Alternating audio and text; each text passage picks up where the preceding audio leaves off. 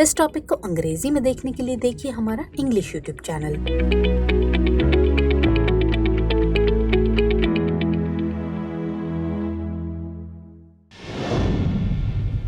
दृष्टि इसके to the point programme में आपका स्वागत है। आज का हमारा विषय है व्हाइट फॉस्फोरस बम। आइए जानते हैं चर्चा में क्यों है। दरअसल हाल ही में यूक्रेन की पुलिस द्वारा रूसी सेना पर आरोप लगाया गया है कि उसने पूर्वी यूक्रेन के लुगांस्क और डोनेट्स्क क्षेत्रों में व्हाइट फॉस्फोरस बम से हमले किए हैं। आइए जानते हैं व्हाइट फॉस्फोरस के बारे में। तो व्हाइट फॉस्फोरस एक रंगहीन सफेद या पीला मोम जैसा ठोस पदार्थ होता है।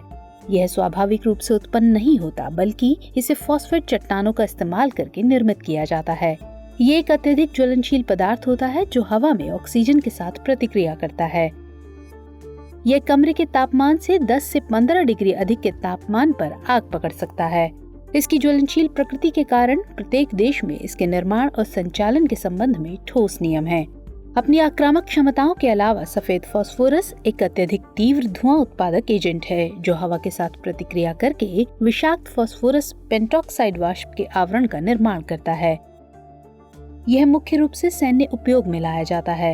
इसके अलावा इसका इस्तेमाल उर्वरक, खाद्य योजक और सफाई यौगिकों में एक घटक के रूप में भी देखा जाता है।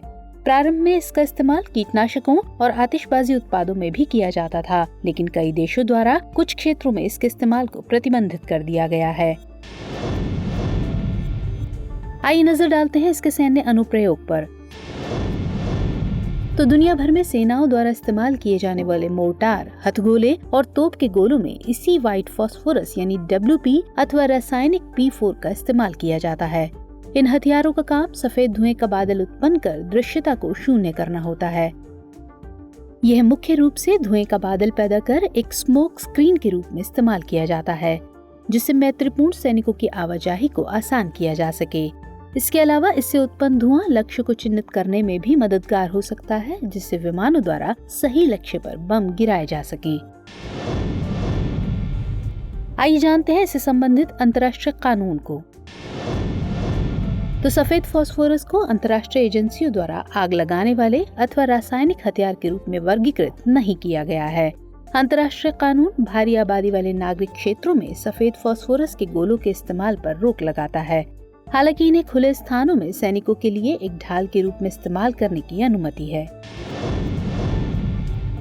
आइए जानते हैं इससे संबंधित चिंताओं के बारे में। सफेद फॉस्फोरस से संबंधित एक सबसे बड़ी चिंता का विषय मनुष्यों पर इसका प्रभाव है। मानव त्वचा के संपर्क में आने पर यह थर्मल और केमिकल दोनों प्रकार से ज्वलनशील हो सकता है। यह मुख्य तौर पर 2 तरीकों से नुकसान पहुंचाता है, जलने और सांस लेने में। इससे होने वाले ज्वलन घाव मनुष्य के ऊतकों को नुकसान पहुंचा सकते हैं। इसके कण इंसानी शरीर के भीतर तक घुसकर अवशोषित हो जाते हैं और आंतरिक अंगों को नुकसान पहुंचा सकते हैं। आइए अब नोट करते हैं आज का अभ्यास प्रश्न। सफेद फॉस्फोरस के संबंध में निम्नलिखित कथनों पर विचार कीजिए। 1. ये स्वाभाविक रूप से उत्पन्न नहीं होता है। 2. अंतर्राष्ट्रीय कानून नागरिक स्थानों सहित खुले स्थानों में भी सफेद फॉस्फोरस बम के इस्तेमाल पर रोक लगाता है। 3. इसका इस्तेमाल उर्वरकों, खाद्य योजकों और सफाई यौगिकों में भी किया जाता है। आपको बताना है कि इनमें से कौन से कथन सही हैं। A केवल 1 और 2, B केवल 2 और 3, C केवल 1 और 3 या फिर D 1, 2 और 3। तो इस प्रश्न का उत्तर कमेंट सेक्शन में देना मत भूलिएगा। मुलाकात होगी अगले सेशन में किसी और इम्पोर्टेंट टॉपिक के साथ। तब तक के लिए स्वस्थ रहिए, सुरक्षित रहिए। जय हिंद।